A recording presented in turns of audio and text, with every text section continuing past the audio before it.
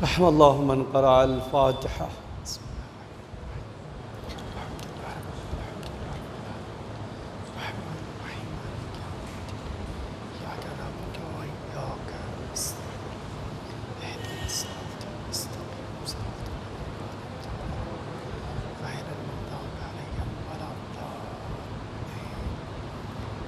لا حول ولا قوة إلا بالله العلي العظيم.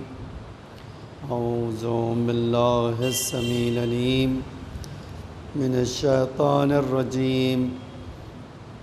بسم الله الرحمن الرحيم. الحمد لله الذي لا يبلغ مدحته القائلون ولا يحصي نعماءه العادون ولا يودي حقه المجتهدون. الذي ليس لصفته حد محدود ولا نعت موجود ولا أجل ممدود. فطر الخلائق بقدرته ونشر الرياح برحمته ووتدى بالصخور ميدان أرضه. ثم الصلاة والسلام والتحية والإكرام على بشير النذير والسراج المنير حبيب إله العالمين أبي القاسم المصطفى محمد. اللهم صل على محمد وعلى آله الطيبين الطاهرين المعصومين المظلومين الغر الميامين. لا سيما الإمام المبين بقية الله في الأرضين الحجة الثاني عشر الإمام المهدي المنتظر صلوات الله وسلامه علیہ. اما بعد. عزیزان گرامی، آج یہ شب جمعہ کی مجلس ہے، تو اس حدیث پر مجلس پڑھنا چاہتا ہوں. الریاء کل من الشرک. دکھاوا کسی بھی طرح کا ہو وہ شرک کے دائرے میں آتا ہے.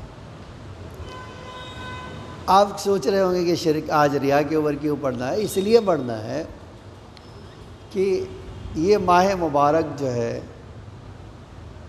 کہ آج 23 تاریخ ہے، اور ماشاء اللہ آپ نے کافی عبادتیں کی ہیں، اور پورے تقریباً ماہ مبارک کا تیسرا عشرہ ہے.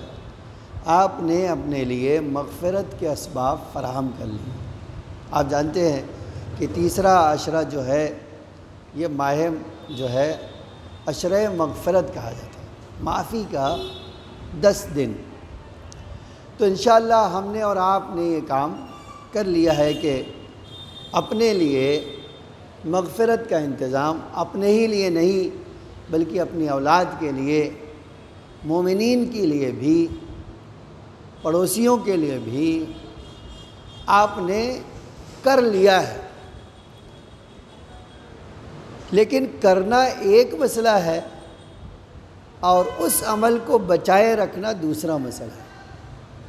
پیغمبر کی ایک حدیث سناتا ہوں، دیکھیے. پیغمبر فرماتے تھے میں تم سے 2 چیز کے لیے بہت ڈرتا ہوں. میں تمہارے بارے میں 2 چیز کے لیے بہت ڈرتا ہوں. جانتے ہیں کیا فرمایا؟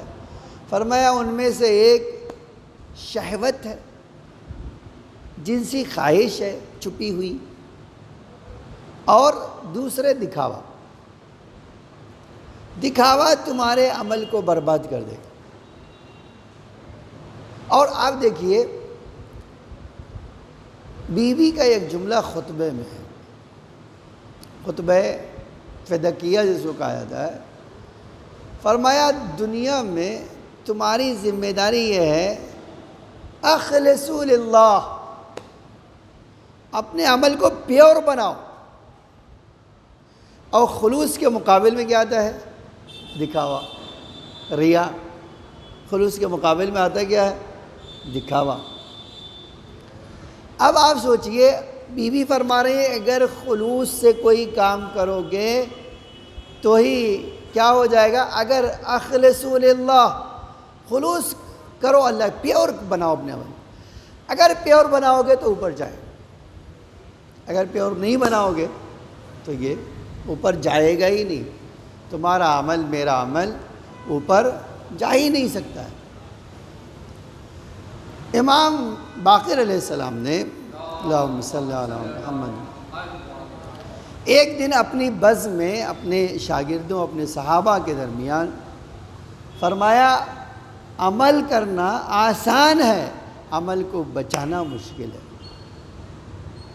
تو راوی کہتا ہے کہ میں نے مولا سے کہا مولا سمجھا دو اس کو، یہ سمجھ میں نہیں آیا، اتنی محنت سے نماز پڑھوں میں، اتنی محنت سے روزہ رکھوں، پیاسا رہوں، بھوکا رہوں، گناہوں سے اپنے آپ کو بچائے رکھوں، اس کے باوجود میرا یہ عمل برباد ہو جائے، اس کی کوئی قدر و قیمت نہ ہو۔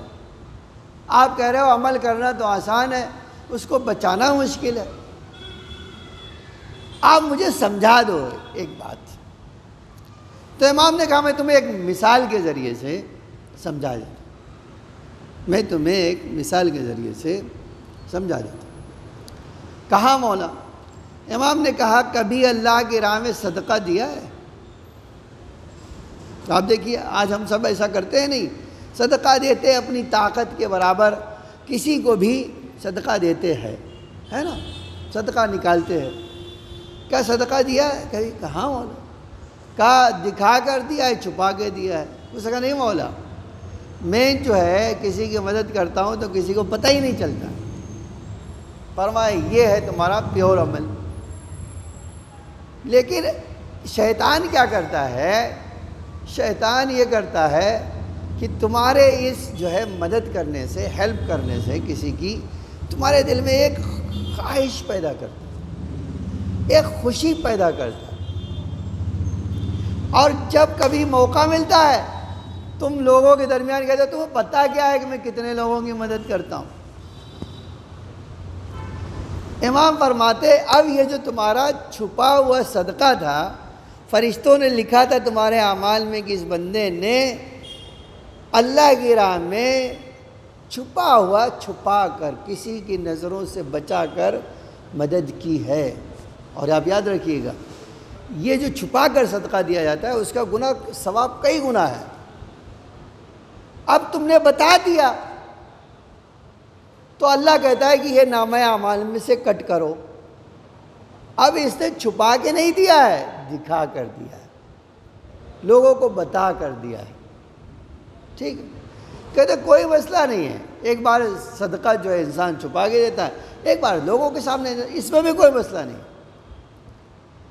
تیسرا مرحلہ خطرناک ہے تمہارے لیے۔ یہ جو تیسرا مرحلہ ہے وہ ہے کہ اب کچھ دن گزرتے ہیں، ٹھیک ہے، آپ کچھ دن گزرتے ہیں، اور کچھ دن گزرنے کے بعد ایک بار کوئی ایسی سچویشن آتی ہے تو آپ کہتے ہیں آپ کو کیا پتا میں کتنے صدقے دیتا رہتا ہوں، آپ کو کیا پتا؟ امام فرماتے ہیں اب پر اللہ کہتا ہے کہ اس کے نامہ اعمال سے یہ صدقے کا ثواب کٹ کرو اور اس کے بدلے گناہ لکھ دو، اور کتنا بڑا گناہ جس سے اس کے پورے عمل کو باطل کر۔ نتیجہ کیا ہوتا ہے؟ اس آدمی کا یہ جو صدقہ تھا مرحلے وار دھیرے دھیرے دھیرے کہاں پہنچ گیا؟ جس کا کوئی ثواب نہیں اور ثواب ہی نہیں، اب عذاب کا بھی حقدار ہے۔ ایک صلوات پڑھیے محمد و آل محمد صلی اللہ علیہ وسلم۔ اس کو کہتے ہیں کہ امام جو فرماتے ہیں عمل کرنا آسان ہے، اس کو بچانا مشکل ہے، ٹھیک ہے؟ پیغمبر کی ایک حدیث اور اس کی اہمیت کے بارے میں آپ کو سناتا ہوں۔ آپ دیکھیے واقعی پیغمبر فرماتے ہیں سب سے پہلے 3 لوگوں کا قیامت میں حساب کتاب، سب سے پہلے 3 لوگ اللہ کی بارگاہ میں حاضر کیے جائیں گے۔ آئیے میدان میں، کیا لائے ہیں؟ آپ قرآن پڑھنے جانتے تھے، قرآن پڑھنے جانتے تھے نا؟ ہاں اللہ قرآن پڑھا جاتا ہے. قرآن کس کو پڑھایا؟ قرآن پہ عمل کیا یا نہیں؟ اور اے اللہ میاں میں نے بہت سارے لوگوں کو قرآن پڑھایا. اللہ فرماتا ہے فوراً اللہ اس کے فرشتے دونوں، اللہ کہتا ہے یہ پڑھایا میرے لیے نہیں ہے، تم نے اس بات کو کہ میں قاری قرآن ہوں اس کو جتانے کے لیے تم نے ان کو سکھایا.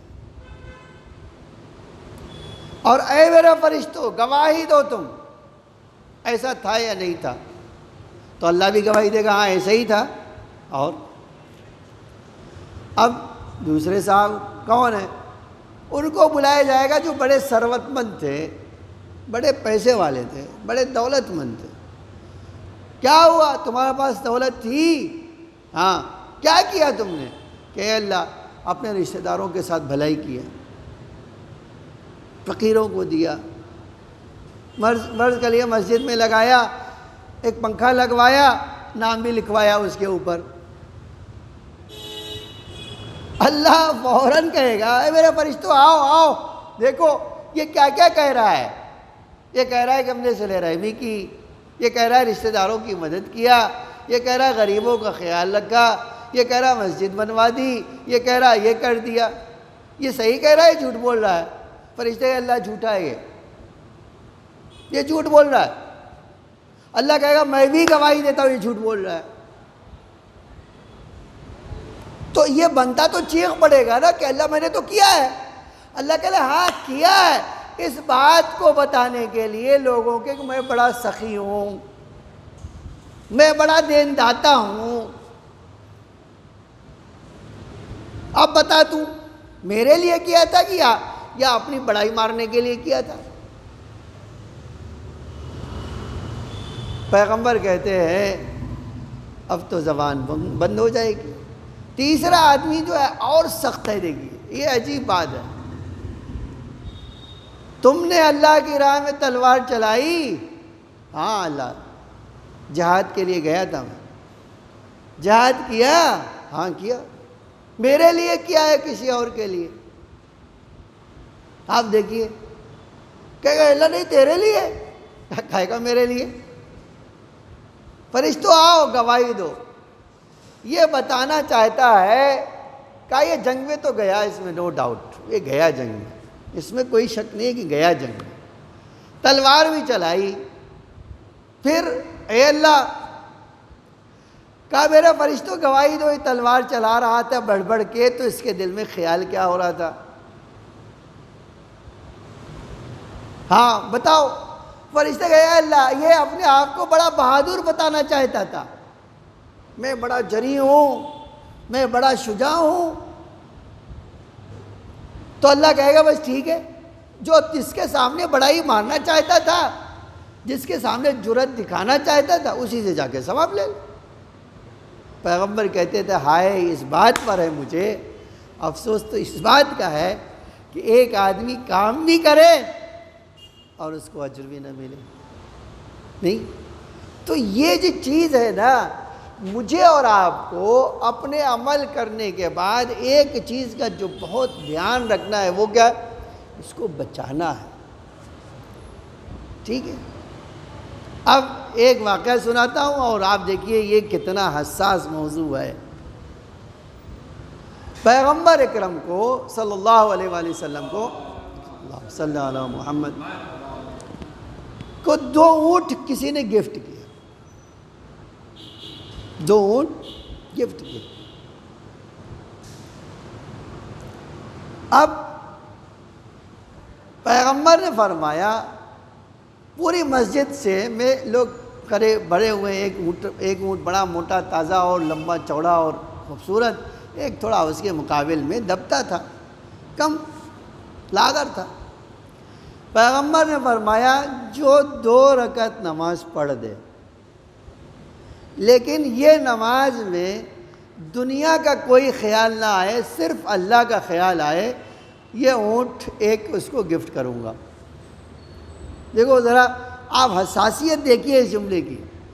پیغمبر بتانا کیا چاہتے تھے کہ آخر اپنے آپ کو بچا کر، اپنے وجود کو بچا کر رکھنا دکھاوے سے کتنا مشکل ہے.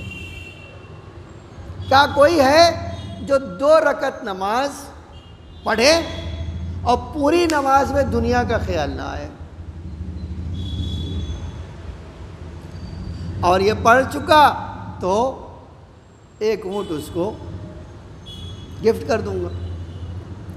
اچھا، اونٹ اس زمانے کا کیا تھا؟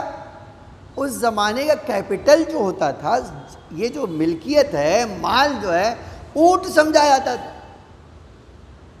ٹھیک، آج ہم کرتے ہیں بی بی خدیجہ کے پاس 1000 اونٹ تھے، 3000 اونٹ تھے۔ اس کا مطلب کیا ہے؟ دولت کا ایک معیار اونٹ قرار دیا جاتا، کیونکہ ڈیزرٹ تھا۔ اچھا، ڈیزرٹ میں اونٹ سے زیادہ کوئی کام آنے والی چیز ہے نہیں، دودھ بھی دے گا، سامان بھی اٹھا کر لے جائے گا، پانی کی ضرورت ہی نہیں ہوگی اس کو۔ یہ اللہ کی خوبی دیکھیے۔ اب 3 مرتبہ لگ رسول کو کوئی ہے مسجد میں؟ تاریخ نے لکھا ہے صرف مولا علی کھڑے۔ آپ اندازہ لگا سکتے ہیں کہ یہ کتنا بڑا چیلنج تھا رسول اللہ کا۔ اچھا، میں اور آپ ہوتے، میں کہہ دوں کسی سے کہ بھائی 2 رکعت نماز پڑھو، اللہ کا تصور نہیں لانا، یہ فلاں چیز گفٹ دے دوں، ایک فون تمہیں گفٹ کروں گا۔ آج کے زمانے میں فون کا کریز زیادہ ہے، تو ایک آدمی 10 آدمی کھڑے ہوئے میں پڑھ دیتا ہوں۔ اچھا، میں تو اس کے ذہن کو پڑھ نہیں سکتا ہوں، لیکن کہنے والا رسول اللہ تھا، اس کے سامنے تو چلنے والی نہیں ہے۔ اب کہا اچھا ہے علی تم ہی پڑھو، پڑھو۔ میں جو جملہ سنایا جاتا ہے سنیے۔ اب مولا نے پڑھ دی، جبریل نازل ہوئے۔ دیکھیے بڑی عجیب بات یہ ہے، جبریل نازل ہوئے کہ اللہ کہتا ہے آپ 1 اونٹ علی کو دے دیجیے۔ جانتے کیا رسول اللہ نے فرمایا؟ کہا نہیں، اے جبریل، اللہ کہہ رہا ہے کہ 1 اونٹ دودھ دو، لیکن میں نے تو شرط کی تھی علی سے۔ شرط کیا تھی؟ دنیا کا تصور نہ ہو کوئی۔ علی نماز کے سلام میں یہ سوچ رہے تھے کہ بڑا والا ملے گا یا چھوٹا والا۔ دیکھیے اب پیغمبر کیا کہہ رہے ہیں؟ پیغمبر جبریل سے کہہ رہے ہیں، کسی انسان سے نہیں کہہ رہے ہیں کہ جبریل میں نے علی سے شرط رکھی تھی اور علی نے پوری نماز میں دھیان رکھا، لیکن سلام پڑھتے وقت یہ مجھے چھوٹا ملے گا بڑا ملے گا، یہ چھوٹا ملے گا بڑا ملے گا، تو یہ تو دنیا ہی کے تصور ہے۔ جب یہ کہا تو جناب جبریل نے کہا نہیں اے اللہ کے رسول، اللہ کہہ رہا ہے تو اللہ آپ سے زیادہ جانتا ہے، آپ جو کہہ رہے ہو وہ بات سچ ہے، لیکن علی یہ جو چھوٹا بڑے کا تصور کر رہے تھے، اسی کے ساتھ یہ بھی کہہ رہے تھے کہ اللہ بڑا دے گا تو تیری راہ میں ذبح کر کے صدقہ دے دوں گا۔ تو یہ تصور اونٹ کا بھی علی نے اللہ کے لیے کیا ہے، کسی انسان یا دنیا کے لیے نہیں کیا ہے۔ ایک صلوات پڑھیے محمد و آل محمد پر صلی اللہ علیہ وسلم۔ تو آپ اندازہ لگا سکتے ہیں کہ امام جو ہے صرف یہ کام کر سکتا ہے، اور آپ کو اور مجھے اگر کرنا ہے تو بہت محنت کرنا ہوگی اللہ کا بندہ بننے کے لیے۔ اسی لیے بیوی نے فرمایا تھا اخلصو للہ، اپنے آپ کو پیور بناؤ اللہ کے لیے۔ اگر اپنے آپ کو پیور بنو گے تم کیا ہوگا؟ اخلصو للعمل، اگر خلوص سے ساتھ عمل کرو گے کیا ہوگا؟ یہ عمل اللہ کی بارگاہ میں پہنچا، اور 2 رکعت بھی آپ پہنچا سکے نا تو آپ کا اجر اللہ کے نزدیک محفوظ ہے۔ اب یہی بات ختم کر دینا چاہتا ہوں، شب جمعہ کی مجلس ہے۔ آپ اندازہ کیجئے آج 23 رمضان کا دن گزر گیا، شب 24 رمضان آئے گی۔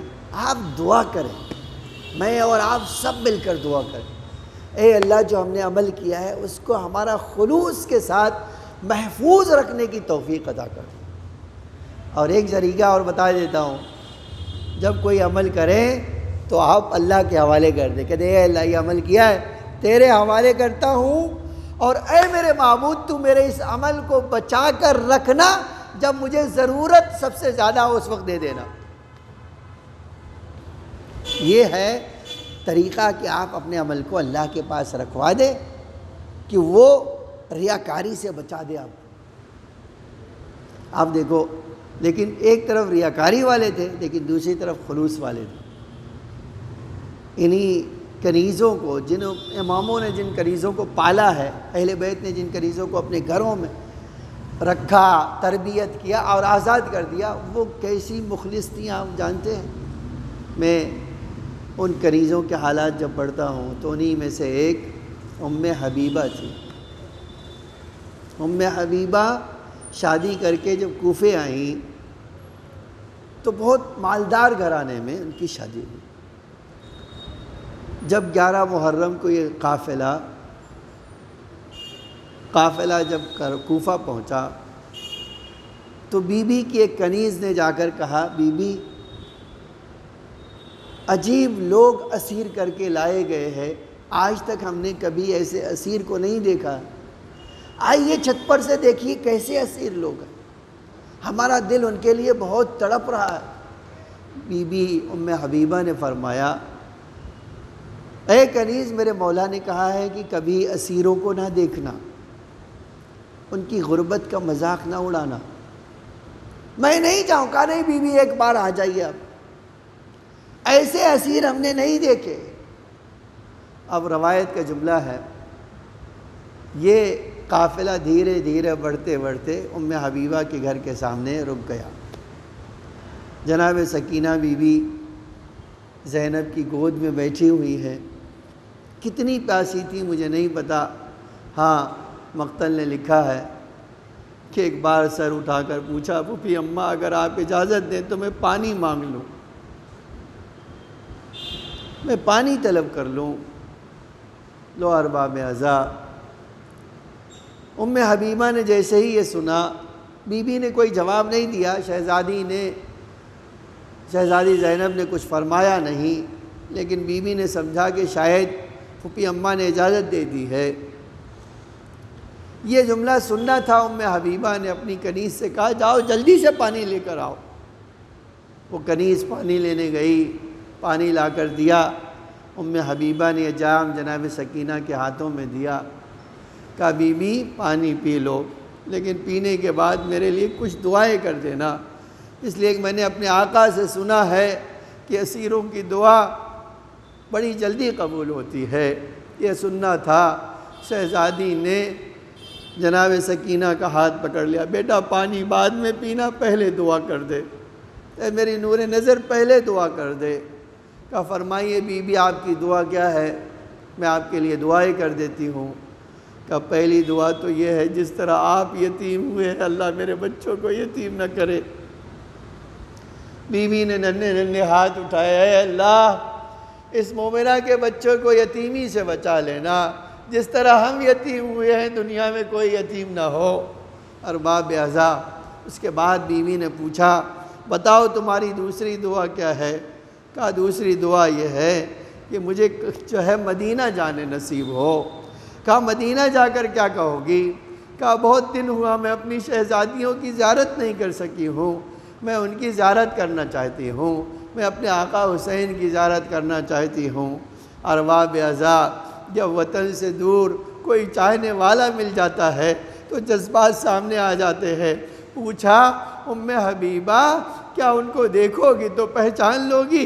کہا رہے یہ کیسی باتیں کرتی ہے، جن کے ہاتھوں میں نے پروان پایا ہے، جن کے ہاتھوں پروان چڑھی ہوں، کیوں کر ان کو نہیں پہچانوں گی؟ لو ارباب اعضاء، دو جملے میں نے مجلس ختم کر دی۔ روایت کہتی ہے ایک بار شہزادی نے فرمایا ام حبیبہ تم نے کہاں پہنچانا؟ ارے میں ہی زینب ہوں، یہ تمہارے آقا کا سر نوک کے نیزے پہ ہے۔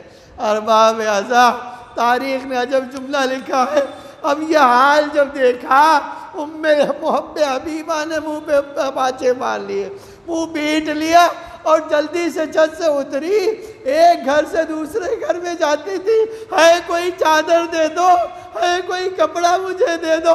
ارے کسی نے پوچھا کیا کرو گی؟ کہا آئے میری دیا اس شہر میں آئی ہے جبکہ ان کے سروں پہ چادر نہیں ہے، میں ان کی جا کر مدد کرنا چاہتا ہوں۔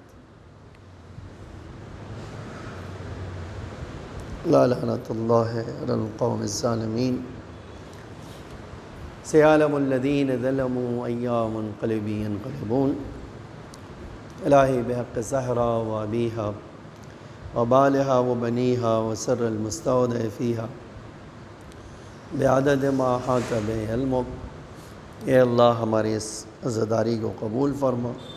شب جمعہ ہے، ہم سب پر اپنی رحمت و مغفرت نازل فرما، ہمارے گناہوں کو معاف فرما، ہمارے مختصر سے اور ناقص عمل کو قبول فرما، ہمارے مولا ہمارے آقا کے ظہور میں تعجیل فرما، زمین کو آقا کے ظہور کے لیے آمادہ فرما۔ اے اللہ ہم سب کے رزق حلال میں برکت عطا فرما، ہمارے اعمال کو اے اللہ ہر طرح کی ریا و شرک و بلاؤں سے محفوظ فرما۔ اے میرے معبود شیعان علی جہاں بھی ہوں کہ جان و مال عزت آبرو کی حفاظت فرما۔ اے اللہ اسلام کے پرچم کو سر بلند فرما، کفر و نفاق کے پرچم کو سرنگوں فرما۔ اے اللہ ہمیں نور آل محمد سے مزین فرما۔ پروردگار شیعان علی جہاں بھی ہوں ان کی عزت ان کی جان کی حفاظت فرما۔ اے میرے معبود تجھے محمد اور آل محمد کا واسطہ ہمارے ناقص عمل کو قبول فرما، اس دنیا میں محبت اہل بیت اور آخرت میں شفاعت اہل بیت نصیب فرما۔ اے اللہ اس آفت و بلا سے تمام مومنین کی حفاظت فرما، جو بیمار ہیں انہیں شفاء عاجل و کامل عطا فرما۔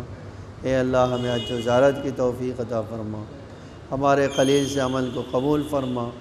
اے اللہ دشمنوں کی سازشوں سے ہم سب کو محفوظ فرما۔ ربنا تقبل منا انک انت السمیع العلیم۔ ایک سورہ حمد اور 3 مرتبہ سورہ توحید پڑھ کے تمام مومنین کی روح کو اصال فرما۔